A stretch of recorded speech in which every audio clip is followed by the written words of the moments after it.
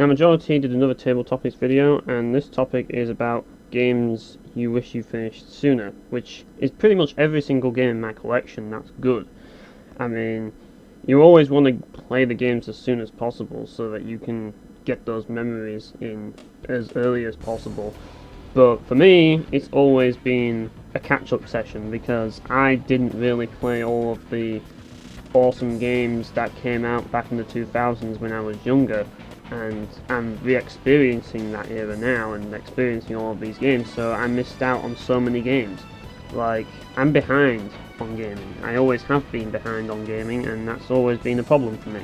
But I found that over time I have started to catch up a little bit, though I'm still behind as always. But like, to narrow it down to 3 games, I mean, he picked 3 categories, like games that you beat but you took ages to beat, and games that you wish you started sooner and beat sooner, and also a game that you're still playing. So I can come up with 3 of these, like the first one being the game that took me ages to beat, that I wish took me less time to beat, will definitely have to be Legend of Dragoon, because that game was pretty much what introduced me to traditional role-playing games. I mean, obviously Pokemon introduced me to the genre, but the game that really got me interested in the genre was Legend of Dragoon. Now, I never owned this game as a kid. I played the demo of the game on a PlayStation Magazine demo, and I just loved it. I never played it as my first full RPG, or my first RPG since it was Pokemon, but it wasn't really my first full traditional RPG. That would be Final Fantasy VII. But I played the demo of this game before I played Final Fantasy VII, and it made me want to play role-playing games, and then hearing that Final Fantasy VII was like that, I decided to play Final Fantasy VII because I couldn't find a copy of Legend of Dragoon because it was so hard to find. Now, this game took me years to beat, and it's mainly because of how abysmal the pacing is and how long it is. Like, this is back in the PS1 era, like 5th gen, where RPGs were stupidly long, like longer than they needed to be, and yeah, it took ages. The random encounters just took ages because of the transitions and stuff, and like the story it was just so padded out. Like, the entirety of Disc 2 could have been cut out and the story wouldn't change. The story would have still been good even if they cut that out. And yeah, aside from like the minor gripes I have in terms of like when it comes to like the battle system, in terms of like the inventory management and the lack of tactical options compared to other games out there. I mean, you have the Dragoon forms and stuff, but like magic being a consumable was just so annoying because it's just like, that's a space that I could use for healing items, and that's all I ever did. I just stocked healing items and stuff. That aside, I did kind of like the game, but it just took way too long and it overstayed its welcome. Like, it took me years to beat it, and when I finally beat it, it was like a weight was lifted off my shoulders. So yeah, that's all I'm really going to say on that game, because I want to move on to the next game, and that's a game that I wish that I started and finished sooner, and that will be simple because I recently got into playing PC Engine games recently, because I never really got a chance to get a PC Engine because, well, I live in the UK. Like, getting the TurboGrafx 16 in the UK is not easy. Like, you'd probably have to import one or something. But yeah, like, I never grew up with it either. I mean, I never grew up with the SNES either, but yeah, I never grew up with this system, and I never got a chance to play on this system, and quite frankly, even if I did import it, it would have been too complicated because there's so many add-ons to the system that it's hard to keep track of it. But thanks to the power of emulation, I was able to play some TurboGrafx PC Engine games, you know? And I've been playing quite a few, but the one that stands out to me as the game that I wish I played sooner, and for good reason, is a game that I can't pronounce because I don't speak Japanese, but I'm just going to shorten it to Sapphire. This game is the game that, well, I won't say that it is the game that will, but if any game is going to get me into shmups, this is it. This is the game that made me interested in the shmup genre, because I'm not big into shmups. I don't hate them, but I'm not good at them, and I've never really played them much. But this shmup is different. This shmup is so fucking good that I just couldn't turn it down. I had to beat it. Even though I had to lower the difficulty to easy, and give myself 9 credits just to beat it.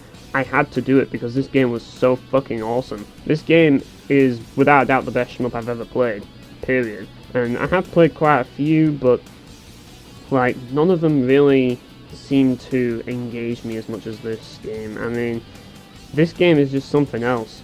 Like, the PC Engine has tons of amazing shmups. Like, if you're a shmup fan and you haven't played any PC Engine games, then you really owe yourself to do so, because there's a lot of them that are pretty good, like almost as good as this game that I'm talking about now. But Sapphire is amazing. Like, I'm terrible at this game. I'm terrible at this game, but damn, does it feel awesome to get through a level. And a lot of that is due to, 1, the music, and 2, the visual effects. Like, you're basically firing like tons of bullets out at once, like usual shmup stuff, to like power metal, and like watching ships blow up is just so satisfying, especially when you kill the boss and you just see this massive inferno on the screen that just fills the screen. It's just so satisfying. Like, it really is. And it's also a very short game as well, which makes it a lot more easier to get into than some shmups. Like, there's a lot harder shmups out there, like Spriggan, for example, which is really hard, and also like games like Super Darius, which I just can't even do that. That's just ridiculous. Yeah, I'm not good at this genre, people, but this game is amazing. Like, honestly, this is the one shmup that kept me engaged long enough to actually let me beat it, even if it was on easy difficulty. I mean, easy difficulty is no joke. It's still hard because you still die in one hit, and the bosses are still very much the same and will still murder you. The only major difference is that on normal mode, like, the patterns of the enemies gets harder and they start shooting more projectiles, and yeah, you'll notice it when you play on normal difficulty. It gets ridiculous. But yeah, I had to use 9 credits as well because it just wasn't possible without it. Thankfully, when you die in this game, you basically restock all of your bombs, which is a lifesaver, because if you die, you can just shoot bombs at whatever's destroyed you and yeah, move on, instead of just dying repeatedly on the same thing over and over and over again. Which, yeah, that's a very good thing to have right there. If it wasn't for the bombs and like the credits and stuff, I'd never have beaten this game because I'm terrible at shmups. I really am. But yeah. And the third game is a game that I still haven't finished, and well, I've been playing it recently, and that is Star Ocean Blue Sphere. I thought I might as well do this because I'm getting recordings for it anyways, but yeah, Star Ocean Blue Sphere has been on my to-do list for quite a while. Now, the reason why I haven't finished this game is simple, because it wasn't until, well, I wouldn't say quite recently, but not long ago they released a English translation patch for Star Ocean Blue Sphere, and I wanted to get around to going back to Blue Sphere because I do have the game on Game Boy Color, but I don't understand Japanese, and this is the one game that you absolutely need a guide for.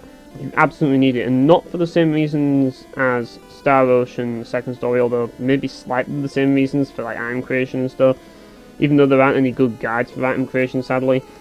But the reason why you need a guide for this game is for the maps, because this game's dungeons are really huge and confusing, and yeah, you need a map for these dungeons, because if you don't have a map for these dungeons, you ain't going nowhere. It's a very complicated game in that regard. You wouldn't think so, but it is. It's actually a pretty complicated Star Ocean game when it comes to navigating the dungeons. They're kind of Zelda-like, and because of that, I need a guide to do it. But yeah, I do want to finish this game at some point. I do want to get it done. That's on my to-do list right now. And yeah, it's just a bit difficult. I mean, there's some tough enemies in this game. I was fighting like these red dragons, and then they breathed fire on me and killed Dias instantly, and I was like, holy fuck.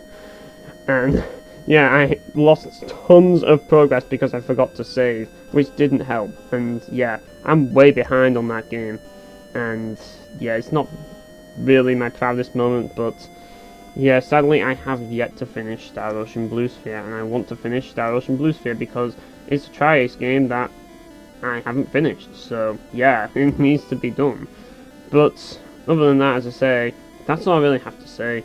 I mean, there's tons of other games that I wish that I played back in the day. I mean, Valkyrie Val 2 would have been nice if I played that earlier, for sure. I mean, F-Zero GX would have been nice if I played that earlier. I mean, if I played all of these games when I was a kid, damn, that would have been awesome. But on the bright side, I probably have nothing to play now because, well, modern gaming's garbage, so it's kept me occupied in my later years. Let's put it that way. But, like, to me, it just feels like a constant race, like, to get through games, and I think that's kind of a problem, and part of the reason why I get so easily frustrated with games a lot of the time, because I do have that desire to just get through games, just simply because I feel like I've been behind everyone the whole time, and yeah, it has been an issue. It's like, I still haven't finished Gitaru Man on PlayStation 2, mainly because that game requires you to have masterful skills when it comes to timing button presses. It's absolutely insane, and I just don't have those skills. So, yeah, but in any case, that's all I have to say, so I'll see you later.